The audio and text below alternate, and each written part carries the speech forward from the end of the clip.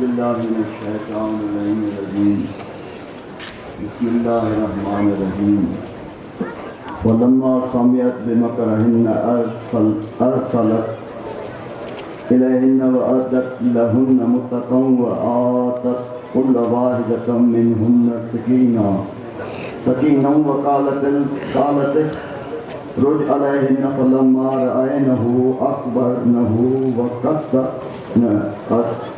أيديهن وقلن حاش لله ما هذا بشرا إن هذا إلا ملك كريم صلوات پڑھیے کہ بندہ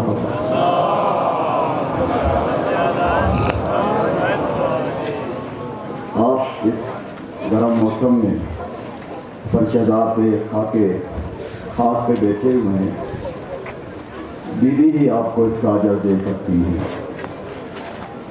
ایک دوست نے اچانک مجھے کہا کہ یہ جو دوست ہمارے زنجیر بنی کر رہے تھے تو اس پہ تھوڑی سی آپ گفتگو کریں، کیونکہ لوگ بڑے اعتراض کرتے ہیں کہ یہ فعل حرام ہے، بدعت ہے، جو زنجیر بنی ہے اس کا کیا سبب ہے کرنے کا۔ تو یہ مودودی صاحب کا میں ترجمہ پڑھ رہا ہوں، اس آیت کا سورہ یوسف کی 31 آیت ہے۔ وہ کہتے ہیں کہ اس نے جو ان کی یہ مکارنہ باتیں سنی تو ان کو بلاوا بھیج دیا اور ان کے لیے تکیہ دار مجلس آرستہ کی اور ضیافت میں ہر ایک کے آگے ایک چھری رکھ دی۔ این اس وقت جب کہ وہ پھل کاٹ کاٹ کر کھا رہی تھی، اس نے یوسف کو اشارہ کیا، ان کے سامنے نکلا۔ جب ان عورتوں کی نگاہ اس پر پڑی تو وہ دنگ رہ گئی اور اپنے ہاتھ کاٹ بیٹھی اور بے ساتھ ساتھ پکار اٹھی، یہ شخص انسان نہیں، یہ تو کوئی قدرت فرشتہ ہے۔ قرآن ہے، یہ ہمارے لیے ہدایت ہے، رہبر ہے، ہادی ہے، کیونکہ قرآن ماضی کے واقعات بتا کے ہمیں مستقبل سمجھانا چاہتا ہے۔ قرآن کوئی قصہ اور کہانیوں کی کتاب نہیں، ہر آیت جو ہے وہ ہدایت ہے ہمارے لیے۔ یہ جو مسلمان کہتے ہیں کہ بھئی آپ زنجیر زنی کرتے ہیں، آپ خون کا ماتم کرتے ہیں، اس کا کیا استدلال ہے، کیا دلیل ہے؟ یہ جو میں نے آیت پڑھی، یہ آیت دلالت کرتی ہے کہ یہ جو واقعہ قرآن نے پیش کیا، قرآن نے اس واقعے کو اپنے سینے میں جگہ دی کہ زلیخا کی سہیلیوں نے جناب یوسف کو دیکھ کے اپنے ہاتھ کاٹ دیے۔ تو مفسرین کہتے ہیں کہ جناب یوسف وہ حجت خدا تھے، اتنا حسن تھا کہ وہ عورتیں اتنی محو ہو گئیں کہ اپنی انگلیاں کاٹ دی انہوں نے۔ ایک حجت خدا کو دیکھ کے انسان اپنے جسم کو ٹکڑے کر دے، اور میرا یہ چیلنج ہے عالم اسلام سے کہ ان عورتوں کے بارے میں کوئی مذمت کی آیت دکھائیں، اور قرآن نے یہ کہا ہو کہ یہ فعل حرام ہے۔ بھئی اس واقعے کے بعد قرآن نے ان عورتوں کی مذمت نہیں کی، صرف واقعہ بیان کیا کہ ایک حجت خدا کی محویت میں انہوں نے اپنی انگلیاں کاٹ دی۔ وہاں اس ٹائم جناب یوسف کے وقت میں عورتوں نے جناب یوسف کی محبت میں انگلیاں کاٹ دی، اور یہاں ہم ایک حجت خدا کی محبت میں زنجیر مارتے ہیں۔ جب وہاں مذمت نہیں تو یہاں کیسی مذمت؟ کوئی مذمت آنی چاہیے تھی نا۔ یہ ان عورتوں نے جو فعل انجام دیا تھا تو اللہ کہتا کہ یہ کیا انجام آپ نے فعل انجام دیا، یہ فعل حرام تھا ان کا، لیکن کوئی مذمت نہیں آئی قرآن میں، صرف واقعہ بیان کر دیا۔ اور قرآن جب بھی ماضی بیان کرتا ہے اس لیے کہ ہم مستقبل کو سمجھیں۔ یہ یاد رکھیے، وہاں حجت خدا کی محبت میں انگلیاں کاٹی گئی، یا جناب حسین جو ہماری نظر میں حجت خدا ہے، ہم اس کی محبت میں یہ زنجیر زنی کرتے ہیں۔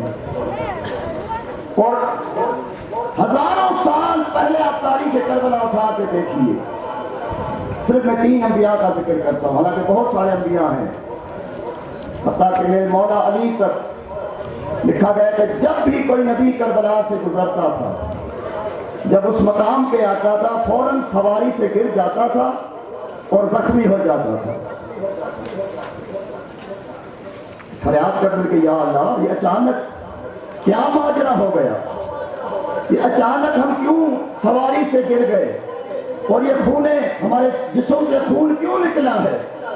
آواز قدرت آئی کہ آخری نبی کا نواسا سرزمین پہ بے جرم بے خطا قتل ہو جائے گا، اس کا اس سرزمین پہ خون بہے گا، مجھے اللہ کا بھی یہ ارادہ ہے کہ اس خون میں تمہارا خون شامل ہو جائے۔ یہ تاریخ کربلا کی آپ اٹھا کے دیکھیں، سارے انبیاء جس نبی نے کربلا سے گزر کیا ہے اس نبی کا خون اس کربلا میں شامل ہوا ہے۔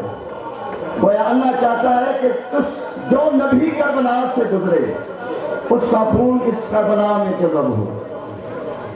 اگر خون بہانا کوئی فعل حرام ہوتا تو یہ اللہ تعالیٰ نبیوں سے کیوں فعل کرواتا؟ عزادار حسین لوگ کہتے ہیں کہ بھائی یہ خونی ماتم نہیں ہونا چاہیے، یہ زنجیر زنی نہیں ہونی چاہیے۔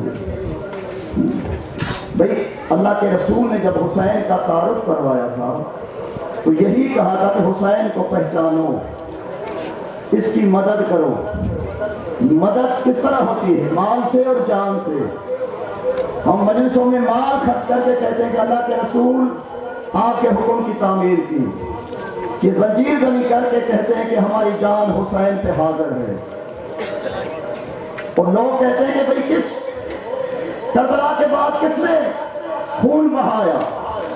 بھئی جناب ام المصائب جناب زینب سلام اللہ علیہا، جس کو مشیرہ آل محمد کہا گیا ہے، دو امام مشاورت کرتے تھے جناب سیدہ سے۔ جب جناب شہزادہ علی اکبر کی لاش خیمے گاہ میں آئی تھی، یہ روایت ہے کہ بیویوں نے پتھروں سے ماتم کیا تھا، بیویوں کے سر خون آلودہ ہو گئے تھے۔ اگر یہ فعل حرام ہوتا تو دو امام موجود تھے شہادت کے بعد، سید سجاد اور محمد باقر، ان کا خاموش رہنا یہ دلیل ہے کہ محبت حسین میں خون بہایا جا سکتا ہے۔ بس عزاداران حسین، بہادر تو میرا مولا علی بھی بہت تھا، بڑا دلیر، شاہ لافتہ۔ علی نے وہ کارنامے انجام دیے کہ عرب کی تاریخ میں ثبت ہو گئے۔ دنیا عرب میں یہ مشہور ہو گیا کہ علی سے زیادہ بہادر نہیں۔ لیکن جب میدان کربلا میں حسین نے جنگ کر کے دکھائی، مولا علی کی بہادری لوگ بھول گئے۔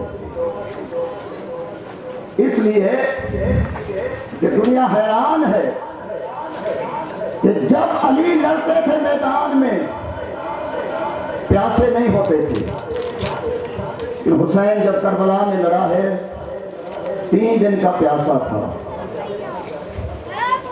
بھئی جب علی لڑتے تھے تو پیچھے محمد دادے شجاعت دیتے تھے، سلمان ابو ذر۔